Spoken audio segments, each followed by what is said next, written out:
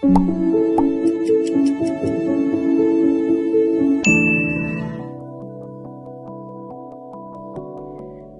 আগে বা পিরিয়ডের সময় তলপেটে কামড়ে কামড়ে ব্যথা মেয়েদের খুব কমন সমস্যা। মেডিকেলি একে ডিসমেনোরিয়া বলা হয়। এখন জেনে নেওয়া যাক কি কি নিয়ম মেনে চললে এই ব্যথার থেকে উপকার পাওয়া যায়। Number 1, hydration. দিনে 3 থেকে 4 লিটার জল খান। Number 2 is slip. পিরিয়ডের সময় 6 থেকে 8 ঘন্টা ঘুমন। রেস্ট এবং পর্যাপ্ত ঘুম হলে পিরিয়ডের ব্যথার থেকে অনেকটা রিলিফ পাওয়া যায়। নাম্বার 3, যোগা বা এক্সারসাইজ। পিরিয়ডের সময় যোগা বা এক্সারসাইজ করলে স্ট্রেস রিলিফ হয় এবং ব্যথার থেকে অনেক উপকার পাওয়া যায়।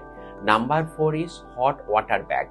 তলপেটের নিচের দিকে বা পিঠের নিচের দিকে পিরিয়ডের সময় হট ওয়াটার ব্যাগ রাখুন, এতে ক্র্যাম্পিং পেন অনেকটা কমে যায়। এই উপরের এই নিয়মাবলী মেনে চললে ম্যাক্সিমাম সময় ক্র্যাম্পিং পেন কমে যায়। তারপরও যদি ব্যথা না কমে তখন যে কোনো অ্যান্টিস্প্যাসমোডিক মেডিসিন খেতে পারেন। পিরিয়ডের সময় তলপেটে যে ক্র্যাম্পিং পেন হয় সেগুলো সাধারণত খুব হালকা রকমের হয়। যদি সেটা বেশি হয় তাহলে ডাক্তারবাবুর পরামর্শ নিন।